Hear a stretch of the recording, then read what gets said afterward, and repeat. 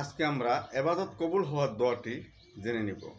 আমরা যে দৈনন্দিন জীবনে নামাজ রোজা বিভিন্ন আমল আখলাক করি, নফল এবাদত করি, সমস্ত এবাদতগুলি কবুল হয় কি না বা কবুল না হলে সে কবুল হওয়ার কি দোয়া সে ব্যাপারে আলোচনা করব। তো ভাই, আপনারা আমার ভিডিওটি একটু দেখবেন এবং ভিডিওটি শেয়ার করে দিবেন অন্য মুসলিম ভাইকে জেনে আমল করার জন্য। আমরা তো দৈনন্দিন জীবনে আল্লাহ রব্বুল আলমিনের হুকুম আহকাম রসুলের সুন্নত তরিকা নিজে পালন করার জন্য সর্বাবস্থায় চেষ্টা করি।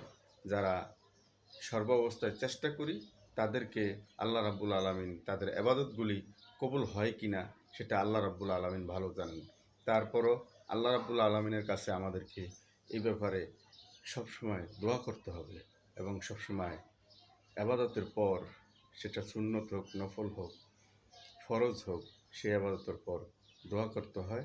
সেই দোয়া একটি দোয়া আমি আপনাদেরকে শিখিয়ে দিব এবং দোয়াটি খুবই গুরুত্বপূর্ণ এবং দোয়াটি অধিকাংশ মানুষ জানেন কিন্তু আমল করেন না। আমল করার জন্য ভিডিওটি শেয়ার করে দেবেন। সেই বিশেষ গুরুত্বপূর্ণ দোয়াটি হলো রব্বানা তাকাব্বাল মিন্না ইন্নাকা আনতাস সামিউল আলিম। হে আল্লাহ, হে আমার প্রতিপালক, হে আমার রব, তুমি আমার এই এবাদতগুলি কবুল ও মঞ্জুর করো। তুমি তো আমার সমস্ত এবাদতগুলি বা আমার এবাদত দেখতেছ এবং তুমি শুনতেছ।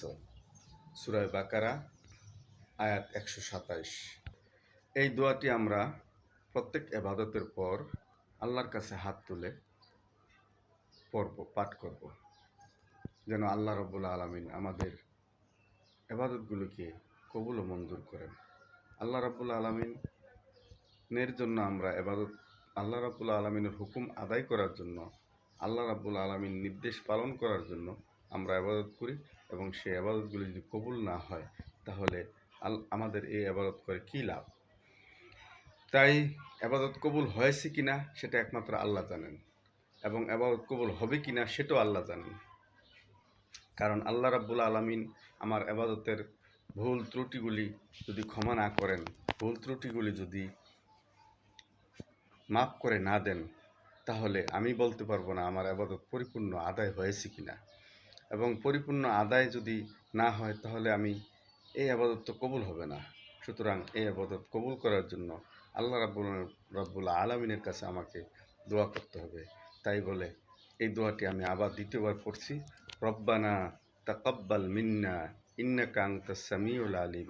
হে আমার রব, তুমি আমার সমস্ত ইবাদতগুলি কবুল করো। তুমি কিন্তু সব কিছু শুনতেছ এবং তুমি কিন্তু সব কিছু দেখতেছ। সুতরাং আল্লাহ রাব্বুল আলামিন আমাদের ইবাদতগুলি মঞ্জুর করুন। ভিডিওটি ভালো লাগলে শেয়ার করে দিবেন এবং অন্য ভাইকে জানার জন্য সুযোগ করে দিবেন। সবার কাছে আমার আন্তরিক অনুরোধ রইল।